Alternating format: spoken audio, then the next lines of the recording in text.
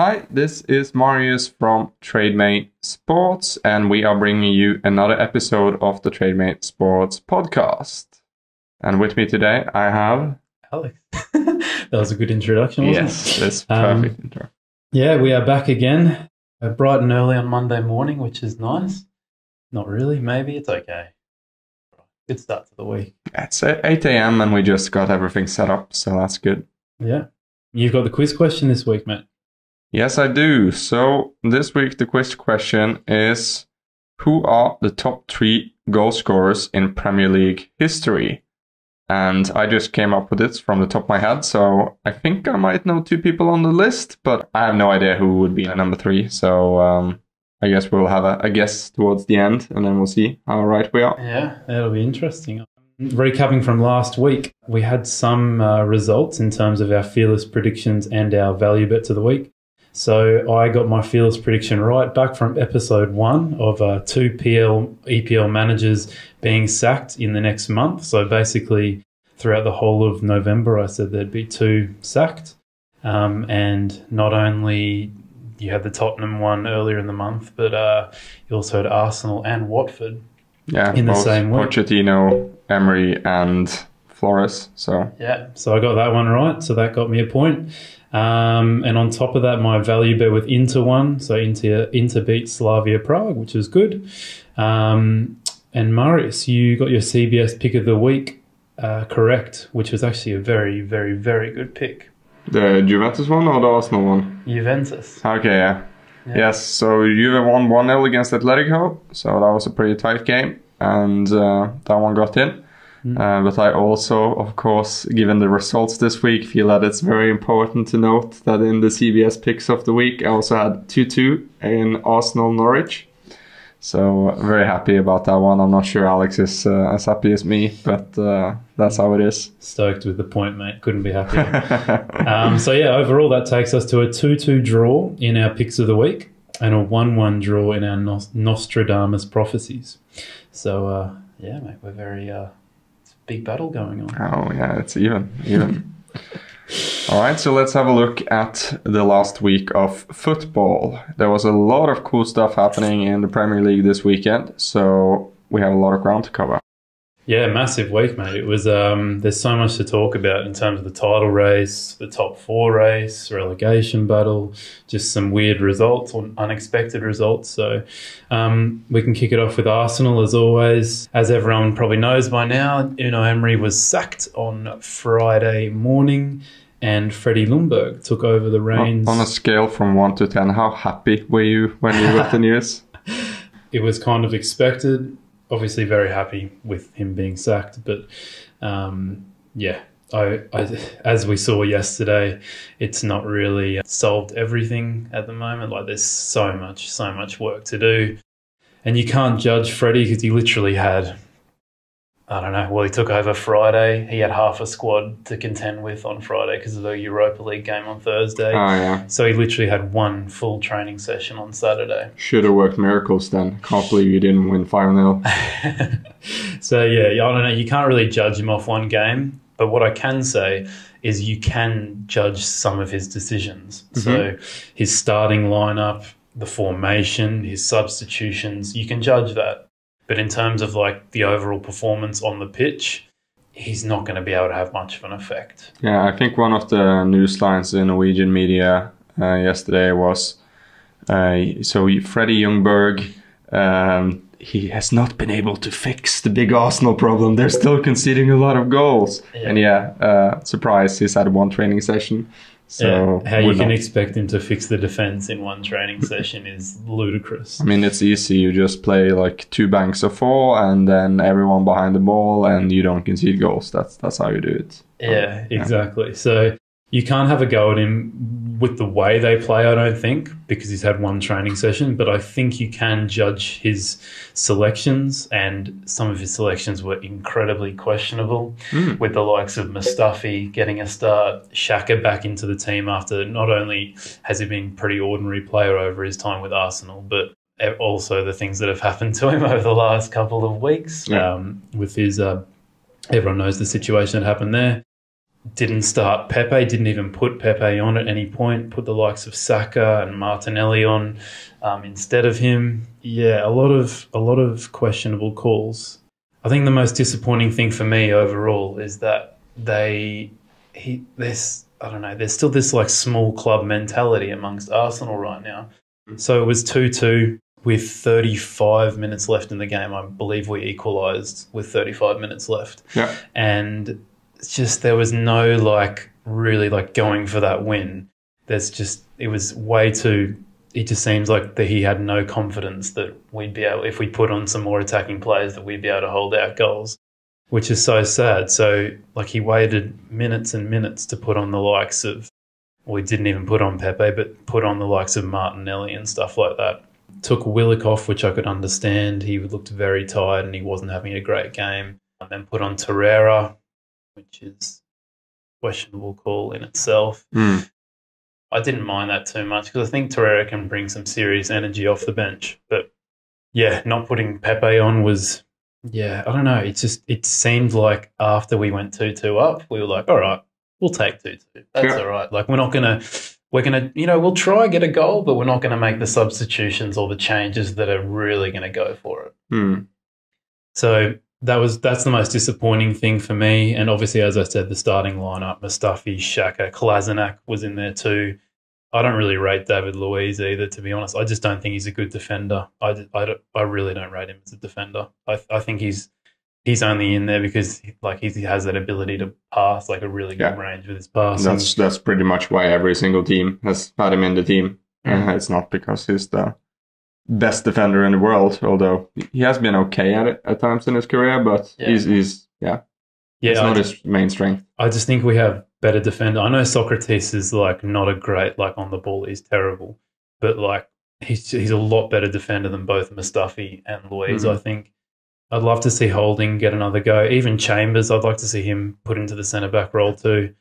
So it'll be interesting to see what he does midweek against Brighton. Yeah. Do you think either Chambers or Holding are good enough to be like the first choice centre defender for Arsenal going forward?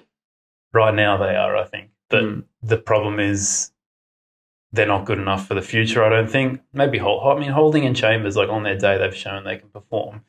And I think right now, those two and also Socrates, I think they need to be our first choice centre-backs, pick two out of them. But going forward, no, I don't think. We're getting William Saliba coming in next year. He's been performing really well for Saint Etienne over in League One. So we'll get him in. But we need another big signing. Like I said last week, we need another big signing in the January window or in the summer because they're not good enough going forward, our centre-backs. Yeah. So, I don't know. We'll see how we go going forward. I've got Brighton midweek at home. You have to win that game. Like there's no questions about it. You have to win that game if you're Arsenal. So it'll be interesting to see what lineup he goes with. I hope he can turn it around because I don't want Freddie Ljungberg to start getting criticised. It doesn't feel right. You know?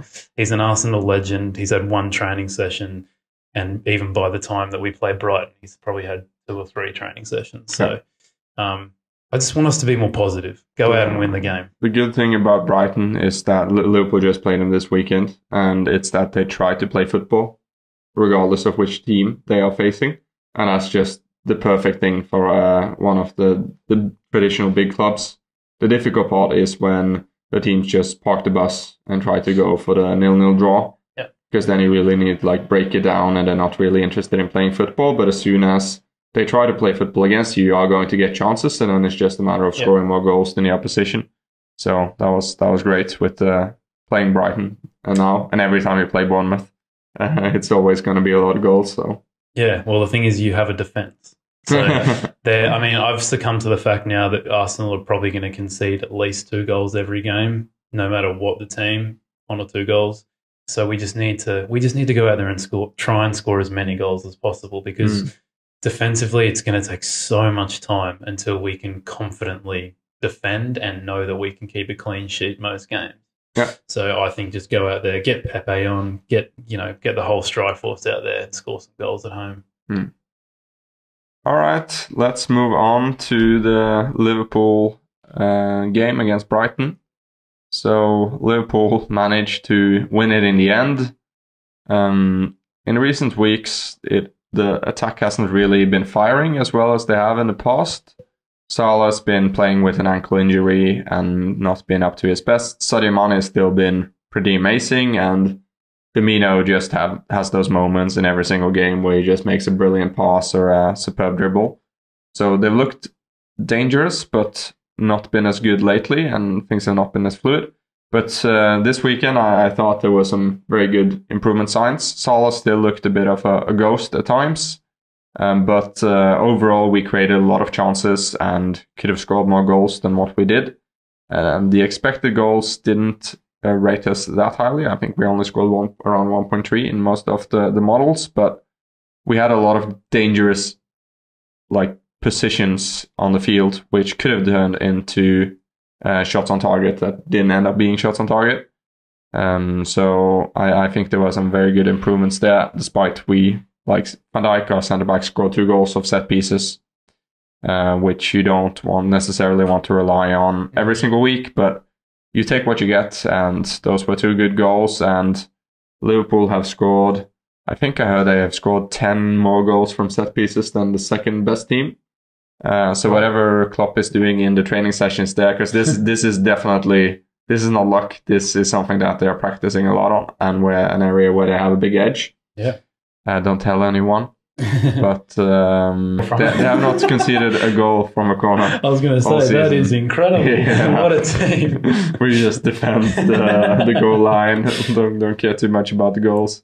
Yeah, no, we haven't kept I think we have 1 clean sheet this season. So we've been going for the score more goals than the opposition and don't worry about how much you let in. But I think also I saw a stat that the maximum amount of goals we have conceded in a game is 1. So, yeah, I heard that. I haven't checked the facts, but I assume it's true. So overall, Liverpool, they managed to pull off another win. It looked very comfortable until the 78th minute when Alisson got a red card for handballing.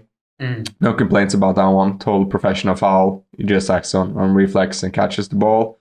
And then I will touch a bit more upon the referee decision in my rage of the week. But Brighton scored off the goal, and it was Brighton scored off the free kick, and that led to some very intense last 12 minutes, which was a bit fun because the game looked pretty much over after 30 minutes. So it's never over until the final whistle blows. That's the lesson from that one. And the Liverpool team managed to keep it shut. Yeah. And then Manchester City surprisingly had a draw against Newcastle. Yeah. So that was a pretty big one. And the stats, expected goals for Newcastle were 0.21, and they scored 2 goals. Yeah. So it's pretty crazy. Mate, I tuned in for that Man City Newcastle game with half an hour left. Yeah. And mate, did you see the De Bruyne goal? Yeah, it was insane. My goodness. Goal of the week. It was incredible. I couldn't believe what I was seeing. And then literally 2 minutes later, Shelvey banged in a lovely goal too. It was a good game. I think you can say with a lot more conviction now that the title race may be over. Well, I like to hope so, but we will see in May.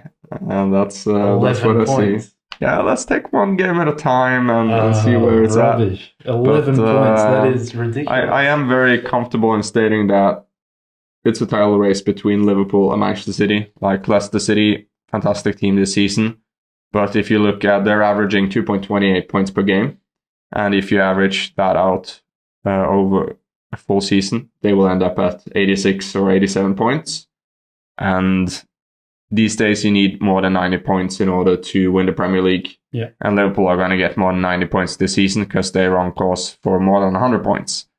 So even if they drop off slightly, which could happen at some point if more injuries start to happen, then they're still going to be ahead of Leicester. So it's City that's dangerous, and they're currently pretty far behind. So I just have my fingers crossed that it's going to stay that way, because City also have some very, very tough games coming up. They're playing, I think, 3 of the big the big traditional top 6 teams. They're playing Arsenal a couple of weeks, mate. Yeah, they'll be worried about. So they have Arsenal, they have United, and they have Chelsea coming up. So it's going to be interesting. Also, Leicester pretty soon, I think. So tough games. I think I don't know. I'm pretty there's no. I can't see a way where Liverpool can lose this from now. Like they built 11 points is a lot of points, especially when we're not talking about like a team that's doing okay, like sitting at the top of the ladder with an 11-point lead. Like we're talking about Liverpool, the European champions, and they've never played better than they are at the moment. So you really struggle to see how they get beaten from here. I know you're trying to contain your emotions, mate. You can get excited. Yeah, I mean, I'm pretty excited if this goes the right way. It will be the first league win in my lifetime. So it's a beautiful moment, mate. Yeah, and I think City have played Chelsea. I think it's Tottenham that they are left. At least three top teams that they're facing in the next couple of weeks. So tough schedule. Yeah, but we talk about Man City's chances of catching up to Liverpool. I guess another team you might have to worry about is Leicester City, who continued their winning ways yesterday, even though they went down 1-0 to Everton. Yeah. And they scored in the last 94th minute, I believe. Iheanacho. Yeah, it was a good goal. Yeah. There was some people complaining about the Everton play stopping because the referees flagged for offside.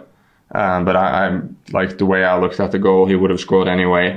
Them stopping didn't really affect anything. Like it was just good attack and it wasn't offside. So VAR ruled it onside and it was a goal and was a good goal. So pretty well deserved that Leicester managed to pull off a win in the end, and again very impressive that they keep winning these games. And Everton are in for a ride because they have an even tougher schedule than Manchester City over the next 5 games, playing like 4 top teams. Yeah. So they might find themselves in a relegation battle, which is pretty crazy. So I think they're the team which is underperforming the most in the Premier League right now. So according to Understat, Everton should be ranked number 7 on expected points. So they are currently underperforming by 7.52 points. Or actually, they're not the team that's underperforming the most, because that's Manchester United, which are underperforming with 8 points. So pretty crazy for the both of those two teams. But yeah, Everton's in for a tough one. Leicester, as I said, fantastic team. I think that they're going to finish top 4 for sure, but I don't think that they are able to go beyond 90 points and win a Premier League title again this year.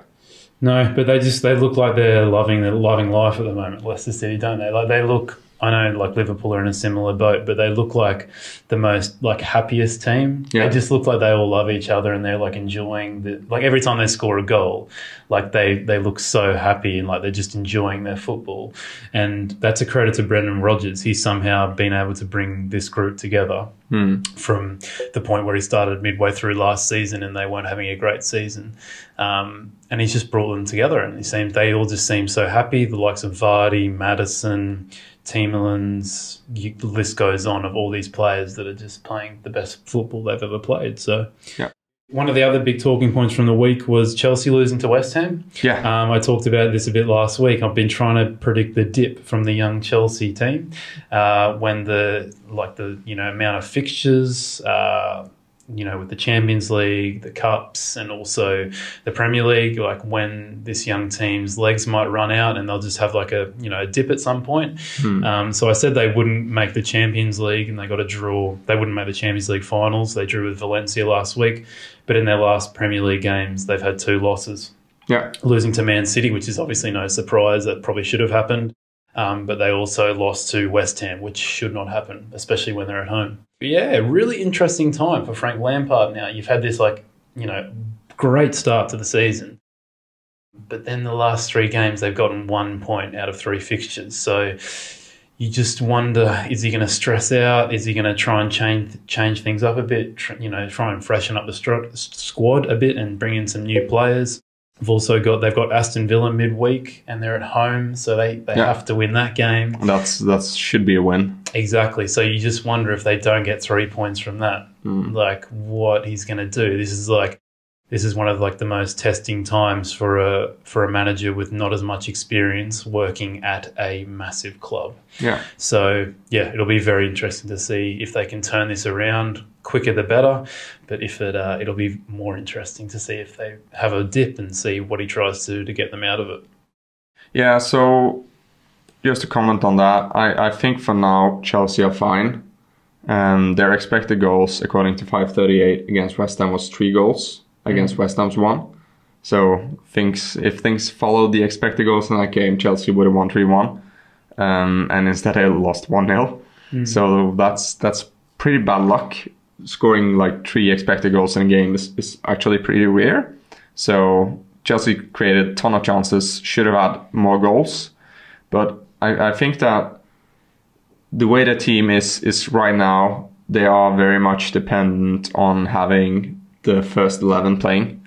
Like they need to have Tammy Abraham starting up front and being injury-free. He had that hip injury in the Champions League this week, which left him out and probably leave him out for the next game too.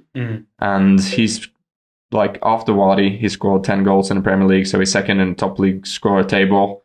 And Oliver Giroud is getting old, not getting any younger, that's for sure. And as soon as you like replace someone in that machinery, then I think things start to fall a bit more apart.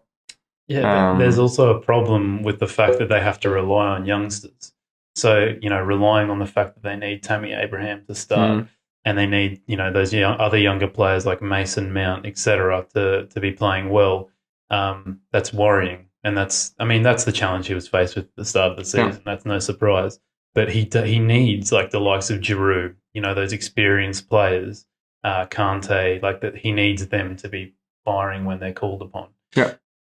So, yeah, it'll be really interesting. But I think, the shame with Chelsea is they have to, at the moment, it looks like they're relying on the likes of Abraham and those young players. So, yeah, I mean, Mason Mount is a pretty good example because he hasn't really been scoring or getting assists lately.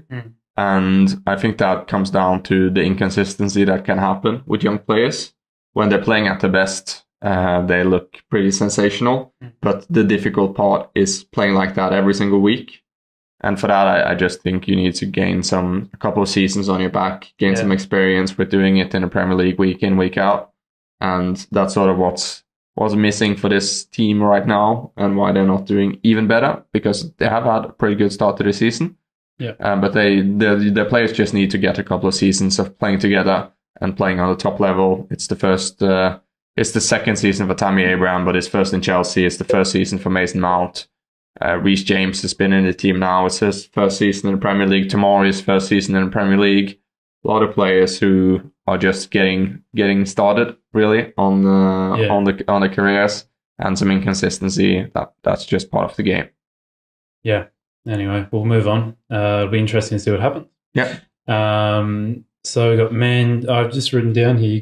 It's an interesting thing you got at the moment because Manchester United form is also quite bad at the moment, similar to Arsenal. They drew with Aston Villa yesterday after going up with a 2-1 lead to Aston Villa, but they failed to win again. What did you think of that result? Well, expected goals has United winning 2-1, but they don't.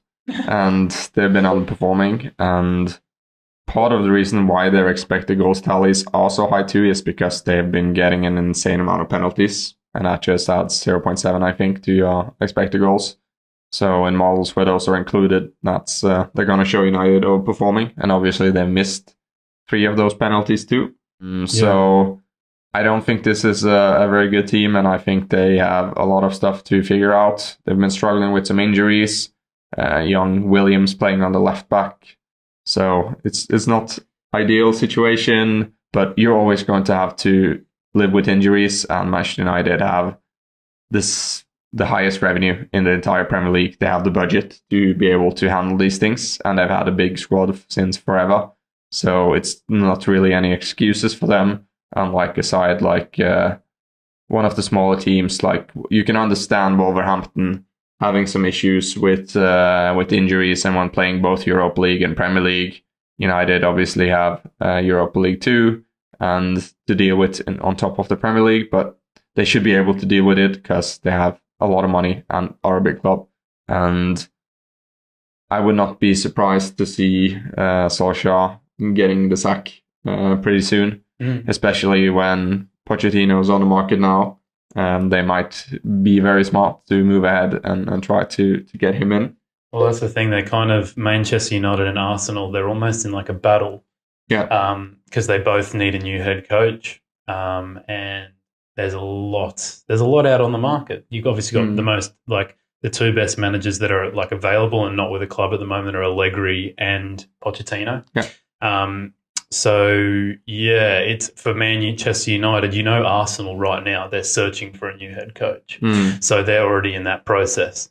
And there's a very good chance that they could poach one of their targets, you know, basically. Yeah. So it's a big question for Manchester United. Do you, give Solskjær more time? Doesn't look like it's working too well for him at the moment, and risk losing out on someone in the future that you like a Pochettino, and risk your future by trying to like preserve the present, if you know what I mean. Yeah. So it's going to be an interesting battle to see, just to see how what Manchester United do in the next coming weeks with Solskjær failing, and he doesn't seem like a good long-term solution for them. Yeah.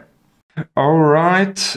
Tottenham Hotspur, another win for Mourinho, 2 out of 2. He has gotten off to a dream start, and he's also gotten Dele Alli back on fire with 2 goals this weekend.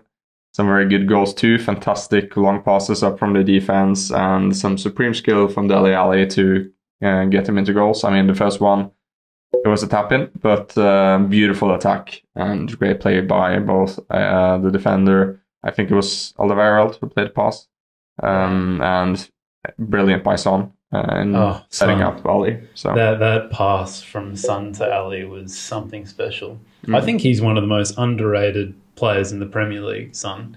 Yeah. I honestly think he's like in the top 3 best wingers in the Premier League. Yeah, like he is amazing, and he has he's got a very unique skill set too. He's just so direct and able to get past players and get his shot off. So yeah, I mean, if I'm Arsenal playing Tottenham, I'm not scared of too many of their players at the moment, but Son, if I was playing, I'd be petrified of him. Yeah. And like his goal scoring form has been sensational, and he's almost like the Aubameyang of Tottenham. Like if they didn't have him at the moment, they'd be in some serious strife, and it's the same for Arsenal. So I was really, and so, like you said, those long range passes for those goals were they were spectacular. Yeah.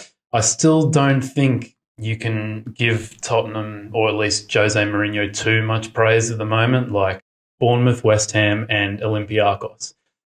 A club like Tottenham, they should be getting 9 points. That's kind of the expected result, and 2 of them were at home. So he should be winning these games. Big test, Manchester United away from home midweek. It's going to be very interesting. So that's his first big test. What a great story too, going up against Manchester United only in his 4th game into the job. Perfect. So going to be very fun. And then also I want to give a big shout out to Harry Wilson for that amazing free kick against Tottenham. Yeah. So he's been looking very good for this Bournemouth team. He scored 6 goals because he also scored a second in that game, which was great and made it a 3-2 in the end. Harry Wilson now has the same amount of goals as Mohamed Salah in the Premier League this year, so it would have been very fun to see him in this Liverpool team and see if that would have improved his results, because his foot is just super special. So Vardy's smashing it, 3 goals ahead. Yeah, Jamie Vardy, 13 goals in 14 games, just sensational. And he is, I can't remember if he's 33 now or 32, but he's old. He's old, and he's still the top scorer of the Premier League. So just amazing how he keeps doing so well. It's just like a good wine; he just gets better with age. So that's Jamie Vardy for you. Yeah, beautiful stuff. So, mate, we'll move into our rant of the week, or something that got us upset. Surprisingly, I don't have much to get me upset at the moment. Yeah, you're happy instead with Emery, because that's what you were kept talking about, and suddenly it happened. So yeah, I mean, there's obviously things that I said before that I'd love Arsenal to change, but you know what? I'm gonna just stay away from ranting this week, and I'm just going to leave it to you, mate. What have you got to say? Martin Atkinson's refereeing between Liverpool and Brighton. So Alisson getting sent off, totally fine, professional foul, clear red card, no issues with that. But then you bring on a goalkeeper called off the bench after sitting there for 78 minutes. You just come on and you allow Brighton to take a quick free kick. I mean, what is that? That's just absolutely horrible. So Adrian is setting his wall and Dunk asks Atkinson, can I take the free kick? And Atkinson blows the whistle and Dunk scores. So, I mean, Adrian just looks like a complete idiot there, standing and the ball just going into the corner. And according to the rules, it's totally fine because the referee's only job is to make sure the wall is the required 9 meters away. And then he can blow the whistle, but that's just so unsportsmanlike to do it like that. That never happened. No, it never happens. And especially, like, one thing would have been if it was Alisson still in goal. Like, then I would have said, okay, it's Alisson's fault. Like, he should be more aware and not making, like, concentration lapses like that. But Adrian just came on, and then you let that happen to him, and that's just terrible refereeing. Like, why does the referee need to interfere in a game like that? It's just silly. So, Martin Atkinson, you get my fury this week. And, you yeah. The general standard of refereeing is quite poor too in the Premier League. I mean, I struggle to find a game where I'm like, that was a good refereeing performance. Yeah. Like, I think just the general standard's quite poor in the EPL. Trading places, mate. So this week you are Brendan Rodgers. So funny enough, the Arsenal board have come to you. They want you to be the new head coach. Literally, let's just say it happens this week. Yeah. And they want you to come straight away. Do you stay with Leicester, who are coming second in the league, or do you go to the bigger club who are playing tremendously bad, but you obviously back yourself to turn that around? What would you do? Which bigger club? Arsenal, man. Oh, Arsenal. They're a bigger club. Yeah. How many league titles have they won lately? I definitely would have stayed with Leicester. Like, he's got some very good things happening there. They are looking like they are going to finish in the Champions League again this year. And, I mean, Arsenal are making more money. Historically, they are a bigger club, have more fans and all of that. But Leicester, if they manage to get a top 4 spot now, they have a pretty good chance of, like, cementing their place in the top 4. Yep. So if they just keep on investing smartly, which they have done greatly over the last couple of years, which I have my doubts about whether Brendan Rodgers is capable of doing himself, then they have a very good chance of staying above Arsenal in the seasons to come if they do their things right. Yeah. So I would not make that step. Like, if Manchester United came calling, I think that would be a bit different because their budget is just so much bigger than Arsenal's. So if they came knocking, then I would seriously consider it. But I would not leave Leicester for Arsenal because sporting-wise, Leicester are a step ahead at the moment. And club-wise, they're not that much bigger, I think, in more recent years. So I would definitely stay with Leicester if I was Brendan Rodgers. I think, firstly, I don't know if you saw his press conference yesterday, he was asked, are you able to leave? No, he said, would you leave Leicester mid-season and go to a different club? Or are you able to do that? He said, I think in every person's contract, you are able to do that. Something like that. So it's not great words from, like, if I was a Leicester fan, I'd be like, oh my God, he's probably, that doesn't sound positive. You want him to be like, no, I'm here for the rest of the season. My contract's till whenever, and we're performing well. Like, you want him to say something like that. Exactly. And the fact that he didn't say that is like, oh, he might be going out the door very soon. And he did that last year with Celtic. Yeah. History might repeat itself. He has a track record for doing it too. So exactly. He's just like, yeah, one of Arsenal, United can pay me even more money and I'm yours. So. But to back him up, though, I think it depends what the Leicester strategy is. Is this like, are they just like going to enjoy this time where they're playing well? Or they're going to use this time where they're probably going to make the top 4 this season and build from it and try and become a bigger club and stay in the Champions League for years to come, invest more money. And if Brendan Rodgers knows that's not the case and that they're just like, happy to keep it the way it is at the moment and try and do well, then I'd be like, I might hop out the door then. Good point. If they are going to sell off all the good players like during the summer, then yeah, I'd consider it too. But he should know that stuff. I guess he's talking to the board. Of course, Jamie Vardy is not getting any younger, so he has like 1-2 seasons left after this. Yeah. And then you're going to need a better striker, a younger striker who can play for the next 10 years or maybe 5 at least. And yeah, he needs to be replaced at some point. And that is big replacement for Leicester to make. Yeah. All right, so for you, I have a question, and that is, if Manchester City fail to win the Premier League and the Champions League this year, should they be looking to replace Guardiola? I mean, it depends how they finish in the EPL and the Champions League. If they're knocked out early in the Champions League, and they have a terrible result in the Premier League, like they missed the top 4 or something, then it's probably the right thing to do. But I highly doubt either of those things are going to happen. Yeah. So my short answer is no, they should not, because solely for the reason that there's basically no other coaches out there that are better than Guardiola. The only argument for someone better than Guardiola is Klopp, and he's not moving to Manchester City. So no, I would definitely not replace Guardiola. I think the reason for their lack of success or not as good a performance as last year so far is because of their injuries in defence. So I think if they end the season and they haven't won the EPL or the Champions League, my way forward for Manchester City would be investing, just bringing some new players in, especially in the defence. Yeah. They need someone to replace Company, which they did not do over the transfer window, which seems to have, created most of their demise this season. So, yeah, I'd be more looking at bringing in some more players, especially in the defence. Yeah. And there has been some statistics on Twitter in the past saying how Manchester City's defence spending is larger than some countries. So if they strengthen the defence further, it is going to be very interesting. And finally, just want to say, the team behind TradeMate Sports just launched a new product called OddZero, which is a match betting software. So this is a great tool for people who are just getting into betting, because it enables you to beat the bookmakers with a much smaller bankroll than what is required to use with TradeMate.